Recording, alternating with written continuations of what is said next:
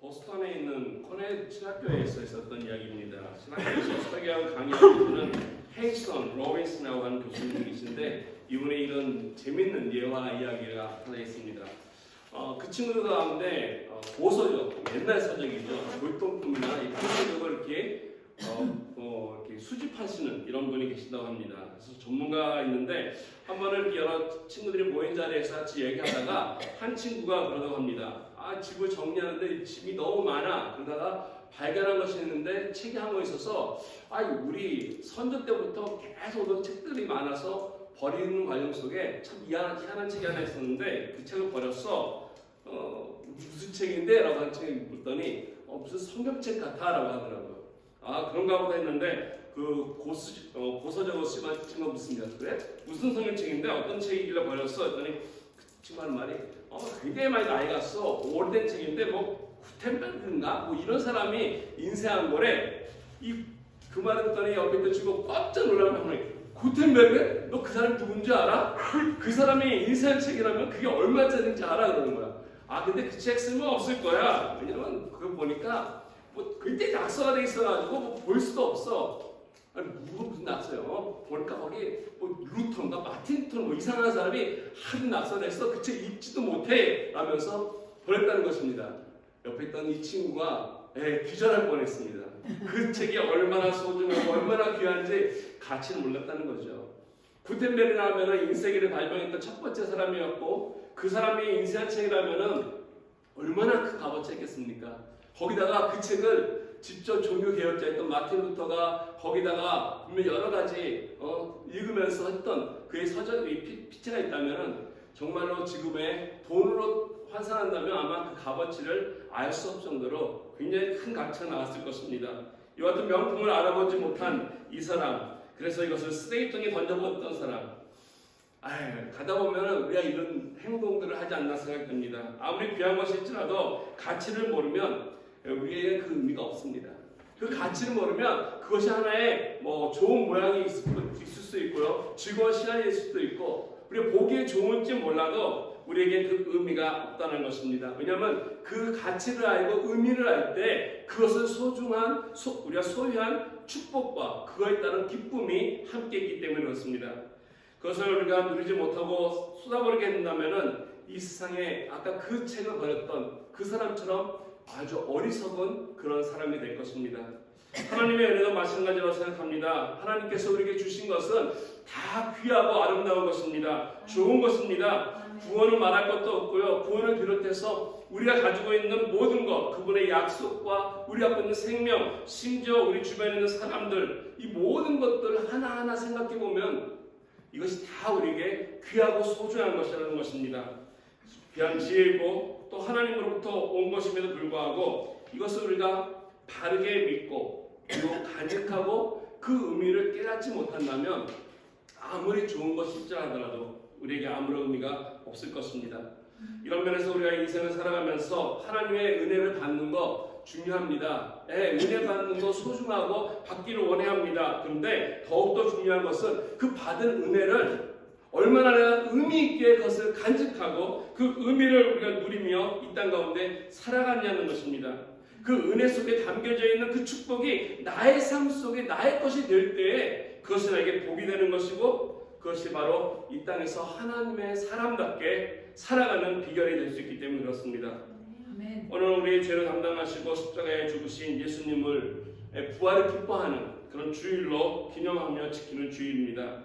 예수님의 부활이야말로 하나님께서 우리에게 해주셨던 그 많은 약속 가운데 가장 놀라운 약속이고 위대한 약속이었고 그 약속을 분명히 지켜주시고 확인시켜주시는 증거임은 반드시 분명합니다. 이것이 바로 그 모든 은혜 가운데 가장 큰 은혜라고 말씀드릴 수 있습니다. 이와 같은 확실한 하나님의 은혜와 약속이 우리에게 있는데 이거와 더불어서 수많은 또 은혜들이 있는데 우리가 문제는 이것들을 어떻게 우리가 오늘날 깨닫고 알고 살아가는 것입니다. 합당한 이런 은혜들을 우리가 받고 있느냐라는 것입니다. 확실한 약속과 이런 증거가 있는데 불구하고 이걸 알지 못해서 그냥 사냥시켜버리거나 또는 온전히 합당하게 쓰지 못해서 우리가 이 땅에서 누려야 할 하나님의 복을 온전히 받지 못하고 쏟아버린다면은 그것은 참 불행한 인생의 케이스라고 말씀드릴 수 있을 것입니다. 어떻게 하면 이처럼 오늘 부활을 우리가 같이 기념하고 기뻐하면서 더불어서 하나님께서 주시는 은혜를 우리가 쏟아버리지 않냐고 잊지 않냐고 우리가 어떻게 하면 더욱더 하나님 앞에 영광을 돌리며 살아갈 수 있지 오늘 말씀을 통해서 함께 나누기 원합니다. 오늘 함께 나눌 말씀은 주님께서 직접 제정하신 성찬식에 대한 말씀입니다. 주의 만찬에 대해서 오해가 있었던 고린도 교회에 대해서 바울을 통해서 다시 한번 주의 만찬의 의미와 그 뜻을 잘 가르쳐 주시는 것입니다. 사실 우리가 지난주에 이 주의 만찬에 대해서 우리가 의미를 세 가지로 살펴봤지 않았습니까? 주님의 만찬을 통해서 우리가 누릴 수 있는 축복이 첫째는 하나님께서 이걸 통해서 나누라고 하시는 예수님이 직접 그의 몸을 나누심을 내서 이 땅 가운데서 나눔의 축복을 누리고 더 나아가서 우리들의 삶 속에 하나님께서 회복시켜 주시는 축복이 있음을 우리가 성찬을 통해서 나눠야 한다는 것 그리고 사명에 대한 축복이 있음을 우리가 지난주에 말씀을 통해서 은혜를 나눴습니다. 이러한 축복들을 우리가 좀 더 누리기 위해서 오늘 본문은 우리가 이것을 실수하지 말아야 되는 또 혹 범하지 말아야 되는 잘못 사용해서 문제가 되거나 어렵게 되는 이런 문제에 대해서 오늘 경고와 책망을 말씀해 주고 있습니다. 오늘 시작되는 20절 말씀에 보면은 그러므로 라고 시작합니다. 이렇게 너희들이 주의 만찬이 이런 뜻이다라고 말씀하시면서 경고하시는 말씀이 그러므로 누구든지 주의 떡이나 잔을 합당하지 않게 먹고 마시는 자는 주의 몸과 피에 대하여 죄를 짓는 것이다. 여기서 합당하지 않게라고 하는 말이 아낙시오스라고 하는 헬라 언어인데 이거는 값어치에 걸맞지 않게라고 하는 이런 단면한 게 있습니다. 예를 들어서 우리가 다이아몬드가 있는데도 이 다이아몬드가 얼마나 귀한지 모르고 하나의 유리 조각으로 생각하고 함부로 굴리는 이런 행동들을 이야기합니다. 좋은 미술작품이 있음에도 불구하고 그거를 알아보지 못하고 마치 하나의 그냥 만화처럼 싸구려 만화처럼 취급하는 이런 평가를 우리가 이야기하는 것입니다. 예수님께서 우리에게 주신 이 떡과 잔이 얼마나 소중하고 귀한 것이겠습니까? 우리가 보기엔 별거 아닌 것처럼 보일지 모르나 이 떡과 잔이 바로 우리 주님께서 십자가에서 다 내어주신 그의 찢어진 몸이고 그리고 마지막 피 한 불까지 흘리신 그의 피를 상징하는 것입니다. 한마디로 말씀드리면 그 어떤 것과도 비교할 수 없고 그 값어치로도 환산할 수 없는 하나님의 사랑과 은혜가 담겨져 있는 상징되고 있는 것이 바로 주님의 만찬입니다. 그런데 문제는 고린도 교회가 이 주의 만찬을 매주 행하면서 있었던 일에 대해서 오늘 말씀하는데 성도 가운데는 이것을 경히 여겼던 사람들이 있던 것 같습니다. 이것을 가볍게 여기고 무시하는 자세로 함께 떡을 나누고 잔을 나눴던 것 같습니다. 매주 하다 보니까 그랬을 수 있다라고 생각할 수 있습니다. 심지어 어떤 사람들은 와서 장난 삼아서 이런 떡과 잔을 나눌 때 그들의 나타났던 자세들이 또 있었던 것 같습니다. 이와 같은 행위가 주의 만찬을 오늘 말씀 보면은 주님을 무시하는 행위고 업신여기는 경멸하는 자세라는 것을 말씀해주고 있습니다. 그래서 오늘 본문은 이거에 대해서 주의 몸과 피에 대해서 죄를 짓는 것이다라고 규정하고 있습니다. 이같이 주의 만찬 정말 복되고 아름다운 이 귀한 만찬을 가볍게 여긴 자세가 어떠한 결과를 그 교회 가운데 일으켰는지 오늘 바울은 3절 말씀에 이렇게 경고합니다. 그러므로 너희 중에 약한 자와 병든 자가 많고 잠자는 자도 적지 않다. 이 말씀이 무슨 뜻이냐면은 여기 보니까 약한 자라는 것은 기력이 없는 자입니다. 즉 주님의 만찬을 하는 동안 갑자기 힘이 빠져 기력이 없다는 것입니다. 갑자기 병든다는 것입니다. 또 여기 말씀 보면 심지어 떡을 먹는 가운데 잠자는 자도 있다는데 이게 좋은 것이 아니라 죽었다라는 것입니다.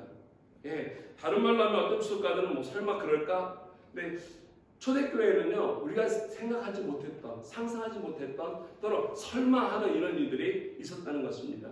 왜 그렇겠습니까? 이것은 바로 초대교회가 하나님의 교회를 셋업하고 있는 그런 과정 속에 지켜야 할 많은 것들이 있는데 이런 것들을 하나님께서 일일이 해나가시는 형성하는 과정 속에 있어서 엄격하게 다뤄야 할 것들이 있었기 때문에 그렇습니다. 그래서 예배 드리는 가운데 성찬을 드리는 가운데 잘못된 자세로 나와서 성찬에 참여했다가 병에 걸린 사람도 있고 성찬에 참여했다가 실신한 사람도 있고 성찬에 참여했다가 생명을 잃은 사람도 있다라는 것입니다. 사도행전 5장에 보시면 아나니아와 삽비라라고 하는 유명한 부부가 있지 않습니까? 그들이 하나님께 선한 일을 하려고 했습니다. 하나님께 그들의 앞에 땅을 팔아서 헌금하려고 했던 귀한 마음이 있었습니다. 그러나 막상 땅을 팔고 그들에게 돈이 주어지다 보니까 아까운 생각이 들었던 것 같습니다. 서로 이야기를 하고 그 중에 일부를 놓고 일부만 함께 드렸습니다.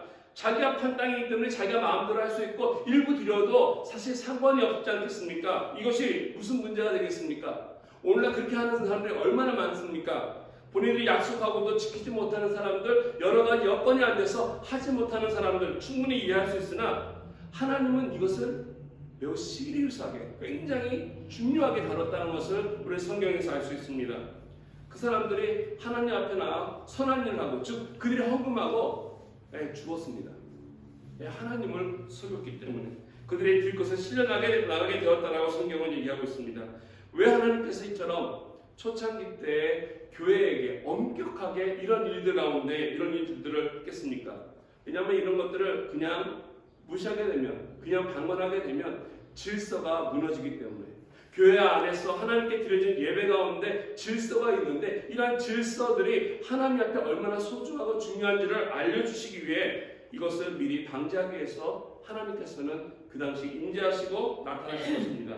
아마 분명히 고린도 교회 안에서도 성찬을 행하면서 이러한 일들이 있었던 것 같습니다. 아니 분명히 있었기 때문에 오늘 말씀에 보면 함부로 다루다가 쓰러지기도 하고 병에 걸리기도 하고 심지어 죽은 사람도 있음을 바울은 이야기합니다. 이것이 바로 저는 이 말씀을 보면서 오늘 우리들에게 하나님 앞에 나와 드린 예배에 대한 매우 귀한 경고의 메시지가 아닌가 생각됩니다. 하나님의 예배가 그냥 우리끼리 모여서 드려지는 예배가 아니라 이 가운데 하나님의 인지하심을 우리가 좀 더 인지하고 하나님 앞에 경건하게 마음을 다해 나와서 드려야 하는 그러한 곳이라는 것을 우리가 깨달아야 할 것입니다. 아멘. 하나님이 우리에게 주신 은혜, 이 축복의 귀한 것이 있는데 이것을 함부로 다루게 되면 그 의미를 깨닫지 못하고 가치 없이 함부로 다루게 되면 이와 같은 화가 임할 수 있음을 오늘 바울은 분명히 경고하고 있다는 것입니다. 이것이 바로 오늘 교회를 향한 경고가 아닐까 생각이 듭니다. 특별히 오늘 부활을 맞이해서 많은 크리스천들이 기뻐하는 날이고 우리 같이 축하하는 날인데 이와 같은 날에 우리가 어떻게 해야만이 참된 부활의 기쁨을 나누고 그 의미를 우리가 함께 기뻐할 수 있겠습니까? 존 맥스웰 목사님은 이런 말씀으로 외쳤다고 합니다. Grace is free, but is not cheap. 즉 은혜는 공짜나 그러나 결코 값싼 것이 아니다라고 말씀하셨습니다. 하나님께서 우리에게 주신 은혜, 우리는 공짜로 받습니다. 우리가 한 거 아무것도 없음을 고백합니다. 그러나 그 은혜가 우리에게 임하기까지는 주님께서 치러야 할 대가는 굉장히 비싼 대가였음을 우리는 잊지 말아야 할 것입니다. 우리가 이것을 잘 깨닫고 알 때 은혜를 은혜로 받을 수 있을 것입니다. 그리고 그 은혜에 합당한 삶 또한 우리가 살아갈 것입니다. 우리들의 삶이 하나님께 영광되기 위해서는 먼저 하나님께서 우리에게 베풀어 주신 것들이 얼마나 소중하고 가치 있는 것인지를 알아야 하고 그 의미와 그 가치 속에서 우리 더불어 살아갈 때만이 하나님 앞에 성도답게 교회는 교회답게 세워져 가는 것입니다. 우리가 물어야 할 질문이 여기 있습니다. 어떻게 해야만이 내 생활 속에서 내 삶 속의 인생에서 하나님 받은 은혜를 이와 같은 부활이라고 하는 것, 하나님의 사랑이라고 하는 것 어떻게 가볍게 여기지 않냐고 우리가 쏟아버리지 않냐고 이거 받은 우리들이 이 땅에서 합당하게 하나님 앞에 영광을 올리며 살아갈 수 있겠습니까? 오늘 보시면 이 만찬에 대해서 말씀하시면서 이건 하나의 이야기지만 우리 예배의 모든 것에 속해 있다고 말씀드리겠습니다. 세 가지를 말씀드리고 있는데요. 첫째, 이 은혜를 경험하게 되는 사람은요, 은혜가 은혜되게 하기 위해서는 자기 점검이 필요하다는 것입니다. 늘 우리들의 자신을 살펴봐야 한다는 것입니다. 이것을 먼저 해야만이 내가 이 은혜가 참된 것이고 은혜에 어떤 의미가 있는지 얼마나 가치가 있는 것을 잊지 않는다는 것입니다. 28절 말씀에 보니까 바울은 이렇게 말씀합니다. 사람이 자기를 살피고 그 후에야 이 떡을 먹고 이 잔을 마실 것이다. 하나님의 잔과 떡을 마시기 전에 자기를 살피라는 것입니다. 자기 자신을 점검하라는 것이죠. 무엇을 점검해야 되겠습니까? 우리가 떡과 잔을 앞에 놓고 이것을 들기 전에 최소한 세 가지를 우리는 살펴봐야 할 것입니다. 첫 번째는 내가 하나님 앞에 지은 죄가 무엇이 있는지 나의 죄를 점검하는 것입니다. 하나님 앞에 섰을 때 주님 앞에 나올 때마다 내 생활 속에 하나님 앞에 나도 알게 모르게 지은 죄와 잘못된 것이 있는지를 우리는 하나님 앞에 점검해야 할 것입니다. 욥이 그러지 않았습니까? 늘 하나님 앞에 자신의 실수와 또 자녀들의 죄를 살피면서 하나님께 예배했던 그의 모습이 있습니다. 혹 이런 것들을 우리가 생각이 나면은 우리가 자백하고 회개하고 또 점검해야 하는 것입니다. 죄를 먹고 마시지 않기 위해서 우리는 하나님 앞에 성찬을 대할 때마다 혹 예배 드릴 때마다 우리 자신을 점검해야 하는 것입니다. 두 번째 우리가 점검해야 되는 것은 나뿐만 아니라 나와 이웃과의 관계에 대해서 또한 점검해야 하는 것입니다. 다른 건 몰라도 주님 앞에서 우리가 같이 예배드리고 또 성찬을 참여할 때 절대 원수라고 하는 존재가 우리에게 있어서는 안 된다는 것입니다. 설사 있다 하더라도 우리가 그런 용서를 해야 하고 또는 내가 와서 용서를 구해야 할 것입니다. 떡이나 잔을 들 때 이러한 관계들이 악한 관계가 되어서 풀어지지 않은 관계가 되어서 하나님 앞에 나와 예배를 드리거나 잔을 들 때 문제가 있다는 것이죠. 우리가 이미 알다시피 마태복음 5장 23절 24절에 보면 주님께서 하신 말씀 있지 않습니까? 하나님 앞 제단에서 예물을 드리다가 형제에게 원망될 만한 일이 생각나고도 어떻게 되겠습니까? 그걸 놓고 가서 화해하라고 본면에 말씀하셨습니다. 이것은 내가 잘못했을 경우입니다. 내가 예배 드리고 있는 동에 내가 실수한 것이 생각났고 잘못한 것이 생각났으면 찾아가서 용서를 구하는 것입니다. 그리고 나서 하나님 앞에 예배를 드리는 것입니다. 그래야만이 하나님 앞에 온전히 그 예배가 드려진다는 것이죠. 이거를 구약 성경으로 본다면은 그 상황이 바로 속건제에 해당되는 것입니다. 즉 하나님 앞에 예배드리다가 제사 드리다가 이런 것들 생각났을 때 화해를 하고 나서 온전한 제사를 드리는 것. 다른 사람에게 피해를 끼쳤을 경우에 구약 성경에는요 그 용서를 구하는 것이 그 피해의 20%를 더 갚으라고 명하고 있습니다. 그러니까 내가 다른 형제에게 잘못을 범했을 경우에는 내가 끼친 손해가 있으면 더 많이 그거를 배상해야 한다는 것이죠. 이게 성경적이라는 것입니다. 이와 같이 내가 형제에게 용서를 구하여야 될 경우는 예배드리기 전에 해결하라는 것이죠. 성찬 때도 마찬가지입니다. 물론 지금이야 예배를 드리다 갑자기 다 나가서 찾아서 할 수는 없겠지만 이것을 주님 앞에 기도로 하나님 앞에 나와서 용서하고 또 용서를 구하는 우리들의 자세. 그래서 하나님 앞에 온전히 나와서 예배를 드리거나 성찬에 참여할 때 우리가 정결하고 깨끗한 심령으로 하나님 앞에 떡과 잔을 마셔야지 이것이 우리에게 복이 된다는 것이죠. 나의 죄를 점검하고 나의 이웃과의 관계를 점검하고 그리고 세 번째 점검할 것은 하나님의 은혜에 대해서 점검해 보는 것입니다. 내 앞에 놓여 있는 떡과 잔이 과연 무엇을 의미하는 것인가? 이것을 알고 우리가 들어야지 아무 생각 없이 나왔다가 떡을 주니까 먹고 잔 주니까 마시고 이러다가는 큰일 난다는 것입니다. 아무 가치와 의미를 깨닫지 못하고 이걸 참여한다는 것은 이것이 바로 위험한 일이고 하나님 앞에 무례하게 행하는 것이라는 것이죠. 우리 앞에 놓인 떡이 그냥 떡이 아니라 나를 위해서 십자가 달려 돌아가신 예수님의 몸이라고 하는 사실, 이걸 우리 잊지 말아야 할 것입니다. 어떻게 떡을 두면서 그냥 맛있게 우리가 들 수 있겠습니까? 우리가 잔을 마시면서 이 잔이 어떠한 잔인지를 우리가 볼 때 나의 모든 더럽고 취약한 죄들, 그 모든 엄청난 죄들을 다 씻겨주시는 주님의 보혈이라고 하는 것을 우리가 생각한다면 이게 얼마나 소중하고 귀한 떡이며 잔이겠습니까? 오늘 함께 이 떡과 잔을 나눌 때 이처럼 이 세 가지 부분들을 여러분들이 점검하시고 함께 참여하는 그런 성찬 예식이 되길 바라겠습니다. 저희 교회는 성찬식을 하면서 떡 대신 카스테라 빵으로 합니다. 그리고 잔은 포도주를 사용하고 있습니다. 나라마다 교회마다 지역마다 성찬 예식을 지금까지 행해 오면서 떡과 잔을 여러 가지로 대체해 사용했습니다. 어떤 교회는 그 유대인들이 먹는 이 레임이라고 하는 빵이 있습니다. 동그란데 밀가루로 반죽해가지고 호떡 모양을 만들어서 화덕에 구운 겁니다. 그걸 이렇게 찢어서 그들이 전통적으로 먹는 거니까 그거를 구해다가 그거를 하시는 교회도 있고요. 한국 어떤 교회는 이 찹쌀떡에다가 이 콩을 집어넣어서 하는 교회도 있다고 합니다. 그래서 콩을 집어넣으니 이 몸과 또 뼈까지 같이 먹는다는 그런 의미로 또 찹쌀떡을 하는 교회도 있다고 합니다. 뭐 여러 가지 의미를 놓고 하는 교회들이 있는데요. 뭐 이것을 하든 저걸 하든 또 포도주 대신 주스를 하는 교회도 있고요. 근데 중요한 것은 무엇이겠습니까? 이것은 이 의미라고 하는 것이죠. 내가 이것을 왜 하고 이것이 무슨 의미가 담겨 있는지 우리는 절기 때마다 이렇게 하고 있지만 카톨릭은 미사 때마다 제사를 드린다고 하는 거예요. 미사하면 제사라고 할 수 있습니다. 매번 하기 때문에 그들은 이걸 하는데 그들이 행하는 그 의미와 믿고 있는 것이 우리가 다릅니다. 그들은 미사를 행할 때마다 믿는 것이 이 떡과 잔이 진짜 예수님의 몸으로, 진짜 예수님의 피로 변화된다라고 그들은 믿습니다. 그걸 화채살이라고 그러죠. 그래서 진짜 살과 진짜 피를 먹고 마신다라고 그들은 얘기하고 있는데, 이건 말씀에서 어긋나는 것이고 잘못된 해석이고 바른 해석이 아니라는 것입니다. 하나님 앞에 나와서 예배를 드릴 때, 또 하나님께 뭔가를 행할 때 우리가 알려주신 것들을 잘 이해하고 그 의미를 살리고 그 가치를 소중히 여기는 것이 소중하다는 것입니다. 며칠 전에 운전하다가 라디오 들었습니다. 라디오 듣다 보니까 부활절이 돼가지고 오늘날 많은 교회가 달걀을 삶지 않습니까? 달걀 값이 많이 올랐다는 것입니다. 달걀이 너무 많이 올라서 달걀 대신 감자로 한다고 합니다. 감자에다 색칠을 해가지고 감자로 나눠준다고 합니다.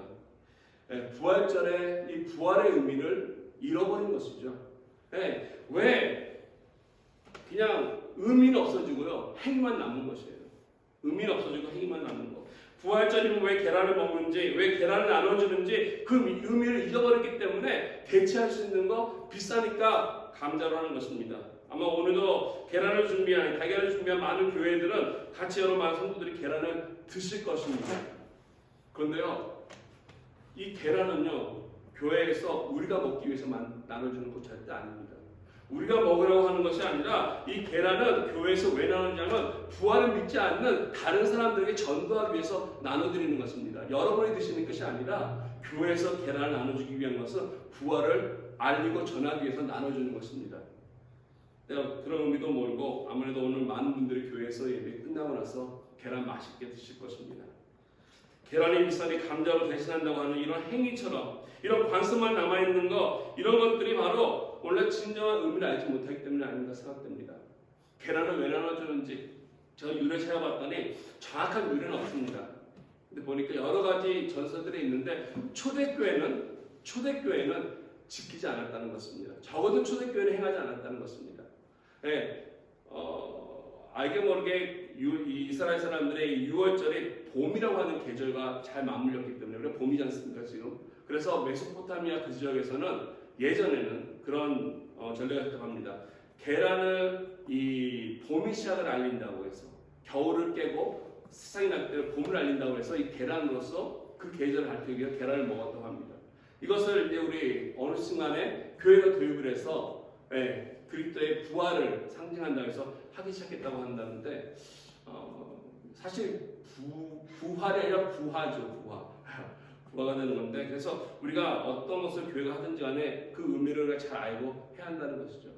그리고 이스트, 우리 또 해피 이스트라고 우리가 인사하지 않습니까, 영어로는? 그래서 이스트 찾아봤더니 이게 아스타로에서 나왔거든요. 즉 구약에 있는 이 블레셋의 우상 신 중에 하나였던 아스타로 신에서의 이름이 변경해 나왔는데, 왜 그 영어로는 해피 이스타라고 하는지 이해가 안 돼요.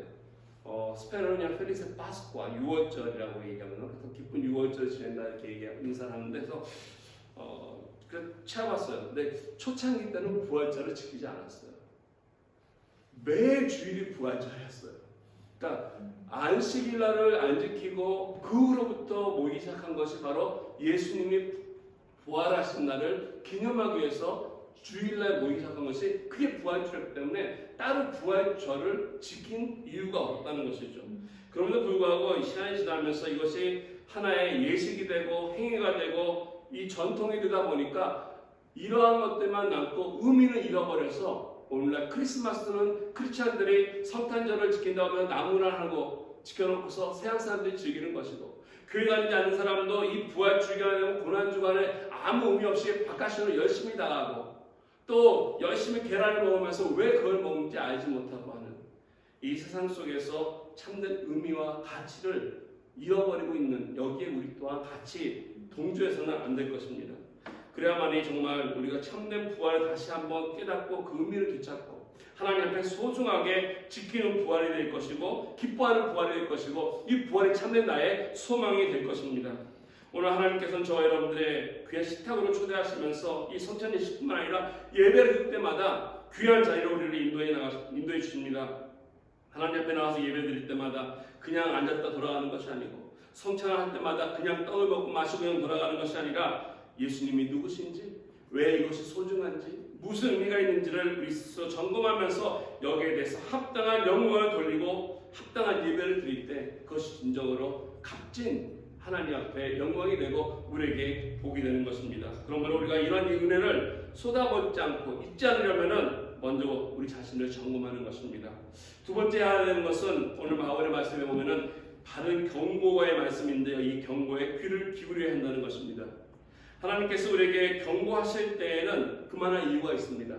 이 경고에 대해서 우리가 바른 인식을 가지고 있어야 한다는 것인데 31절과 32절 말씀을 보시면 우리가 뭔가 잘못했을 때, 특별히 주의 만찬에 잘못했을 때 하나님께서 이렇게 하겠다라고 세 단계의 경고의 말씀을 기록해 놓고 있습니다.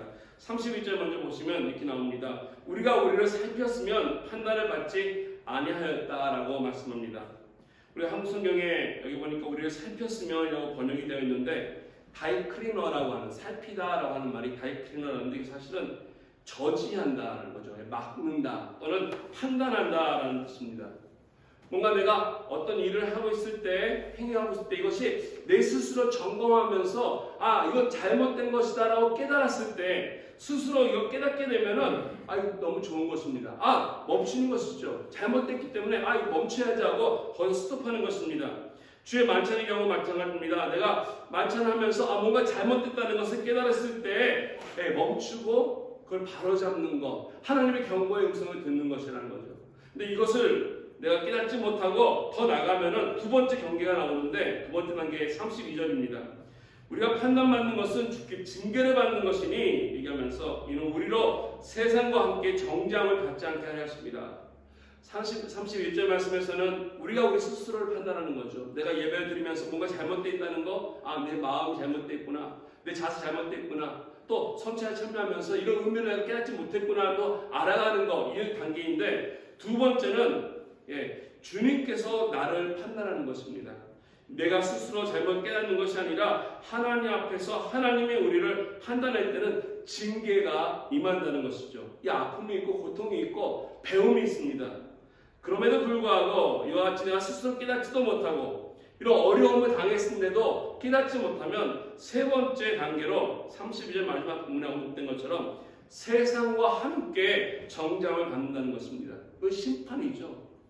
이제 하나님께서 너를 심판하시겠다라고 하는 단계까지 하는 것인데 이것은 하나님께서 원치 않는 것입니다.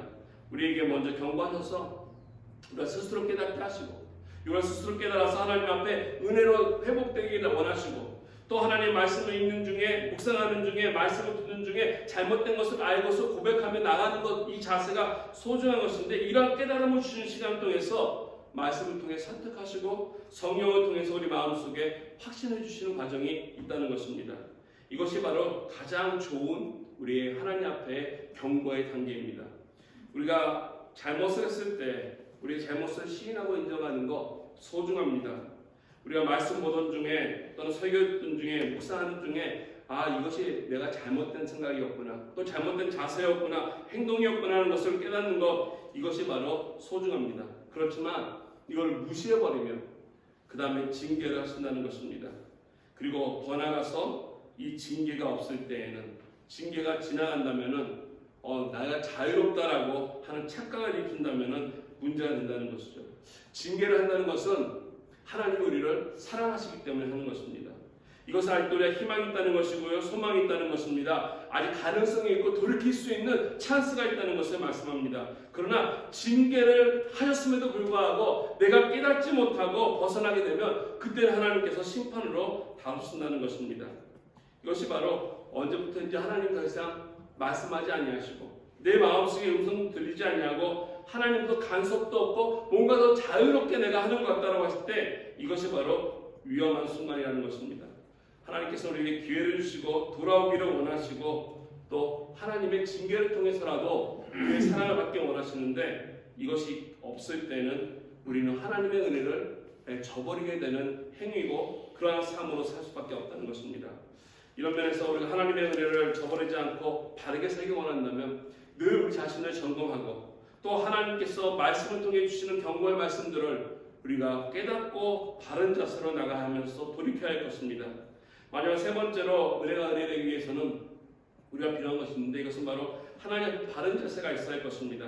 그것은 하나님의 은혜를 받은 자들이 보일 수 있는 그런 자세인데 이것이 바로 하나님 앞에 바르게 나가서 생활하는 삶의 모습이 있어야 한다는 것이죠.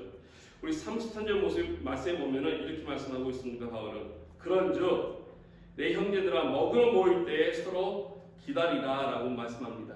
너무 단순한 것 같은데 먹으러 모일 때라고 하는 것은 우리 지난주에 말씀드린 것처럼 우리 성찬 예식과 또 그들이 그 전에 가졌던 애찬식을 이야기하는 것입니다. 함께 먹고 마시는 귀한 시간들인데 그때 쭉 기다리라라고 말씀합니다. 이 기다리라고 하는 것의 의미가 서로 좀 양보하라라고 하는 뜻이고요. 용납하라라고 하는 뜻도 한번 있고요. 참으라라고 하는 뜻도 가지고 있습니다. 일반적으로 뭐 먹는 것 앞에서는 우리가 저를 포함해서 이성이 좀 있습니다. 먹기 바쁩니다. 맛있는 거 있으면 많이 먹으려고 하는 것이 우리들의 본성인지 몰라도 먹기 위해서 우리 사람들은 열심히 달려갑니다. 내가 먼저 먹으려고 하고 더 많이 먹으려고 하고 앞에 사람이 뭔가 잡으려고 하면 그 사람은 제치고서라도 내가 취하려고 하는 것이 우리들의 모습입니다. 심지어 나를 새치기해서 앞에 가는 사람 그 사람 쓰러뜨리고 때려주고 보복하고 싶은 마음이 있는데 하나님께서 하시는 말씀은 이 가운데 은혜 받은 사람들은 하나님의 은혜를 깨달은 사람들은 하나님의 은혜의 의미를 아는 사람들은 양보해야 한다라는 것입니다. 아멘. 자기도 배가 고프지만 다른 사람을 위해서 양보하는 것입니다. 새치기하는 사람들을 보면 때려주고 싶지만 그럴 수도 있지 하면서 한 발짝 옆으로 참아주고 용납해주는 것입니다. 이게 바로 은혜 받은 사람들이 보여주는 모습입니다. 세상 사람들이 자신의 것을 위해서 달려가고 경쟁하지만 그 앞에서 똑같이 경쟁하고 달려간다면은 은혜 받은 사람의 차이가 무엇이 있겠습니까? 오늘 하나님께서 주시는 말씀이 이것입니다. 34절 말씀에 만일 누구든지 시장을 얻어 집에서 먹을지니 이는 너에게 모임이 판단받는 모임이 되지 않게 하려 함이라. 왜 내가 양보해야 되겠습니까? 왜 내가 참아야 되겠습니까? 왜 내가 저 사람을 용납해야 되겠습니까? 내가 은혜 받았고 저 사람도 은혜 받았는데 왜 나만 해야겠습니까? 오늘 말씀은 이것입니다. 교회 와서 교회 모임 가운데 함께 나눌 때 다툼이 있고 투쟁이 있고 경쟁이 있다면 세상 사람들이 너희들 향해서 무엇을 하겠느냐? 하나님의 거룩한 공동체가 세상으로부터 판단받지 않도록 하라는 것입니다. 다른 말로 하면 세상 사람들로부터 손가락질 당하지 않게 하라는 것이죠. 너희들의 다툼을 통해서 너희들의 인내하지 못함을 통해서 용납하지 못함을 통해서 결국 하나님께서 영광을 받지 못한다는 것을 바울은 우리에게 말씀해 주고 있습니다. 얼마나 우리가 세상 사람들이 교회를 보는 눈이 곱지 않게 봅니다. 어제도 전도하러 나갔을 때 얘기했을 때 어느 어르신을 만났는데 전도 열심히 하다 보니까 막 그러시더라고요. 그래서 왜 이런 데 나와서 하냐고. 제가 목사입니다. 목사가 당연히 전도해야 되니까 전도하러 나와주더니 목사 쓸데없다고 하면서 막 욕을 하더라고요. 오늘 교회 나가신대요. 오늘 에브리데이 교회 나가신대요. 그래서 죄송합니다. 제가 목사가 돼서 너무 죄송합니다. 제가 대신 사과를 드렸습니다. 교회에 대해서 교회 다니는 사람도 좋지 않게 얘기해요. 목사에 대해서 너무 안 좋게 얘기해요. 얼마나 저희들이 부족하게 했으면 교회에서 얼마나 사람들에게 상처 주고 했으면 그러한 이야기들을 듣겠습니까? 하나님의 영광을 교인들한테도 드리지 못하고 가리는데 세상에 나가서 세상 사람들이 교회를 볼 때 어떻겠습니까? 그러므로 바울은 차라리 너희들이 늦게 먹을지라도 또는 때에 따라 못 먹게 될지라도 기다려주고 양보하고 다른 사람을 위해서 너희들의 삶을 드릴 수 있어야 된다라고 권면하고 있습니다. 우리는 그동안 너무나 많은 하나님의 은혜를 받아오지 않았습니까? 우리가 가지고 있는 가운데 하나님께서 주시지 않은 것 하나도 없습니다. 오늘 주님의 부활하시는 말미암아서 우리에게 영원한 생명도 주셨고요. 또 영원한 천국에 대한 소망도 주셨고요. 뿐만 아니라 우리에게 주시는 은사 또한 성령을 통해서 충만히 주셔서 하나님의 귀한 일들을 감당하게 하십니다. 때에 따라 평안도 주시고 기쁨도 주시고 위로도 주시고 또 우리를 일으켜주시는 하나님의 때에 따라 함께 돕는 은혜들이 있습니다. 그런데 이러한 것들을 우리가 잊어버리고 산다면 은혜 받은 사람이라고 말씀드릴 수 없을 것입니다. 나에게 주어진 오늘이라고 하는 이 하루라고 하는 시간, 매우 소중한 시간입니다. 얼마나 우리가 이런 것들을 잊고 저버렸다고 말씀입니까? 그렇기 때문에 신앙생활하면서 우리 경계해야 할 것이 있는데, 이것은 바로 어떤 하나님의 일에, 또 하나님 앞에 믿음 두고 살아가는 일에 유스트돼가지고 그 은혜를 잊어버린다는 것입니다. 습관과 타성에 젖어서 은혜를 받고서도 감격하지 못하는 마음, 이것이 위험한 것이고요. 또 거기에 빠져 살다 보면은 그 의미를 잃어버려서 행위만 하는 종교인이 된다는 것입니다. 언제부터인지 우리들의 마음이 쉽고 은혜에 감격하지 못하고 은혜를 받았음에도 불구하고 우리 마음이 딱딱해져서 움직임이 없고, 그래서 우리의 영성이 죽고 하나님 앞에 바르게 서지 못한다면은 하나님의 은혜를 깨닫지 못하는 그러한 사람들이 될 것입니다. 오늘 우리가 성찬을 나누면서 또 부활의 기쁨을 누리면서 하나님 앞에 우리만 받는 것이 아니라 이것을 바로 알고 나눌 수 있는 저 여러분들을 원합니다. 그래서 은혜 알지 못하는 많은 사람들 정말 많습니다. 그들에게 이 사랑을 소개하고 이 은혜를 소개하고 예수님을 소개해서 진정으로 부활이 오늘 하루가 아니라 매일매일 삶 속에 부활이 있음을 함께 기뻐하며 나눌 수 있는 저와 여러분 되기를 주님의 이름으로 축원드리겠습니다. 이 시간 같이 기도하며 나갈 때 하나님 앞에서 세상 앞에 바른 성도의 모습으로 진짜 참된 의미를 깨닫고 붙들고 나가는 그런 자들 기도하면서 성찬을 우리가 준비하도록 하겠습니다. 우리 조용히 기도하겠습니다.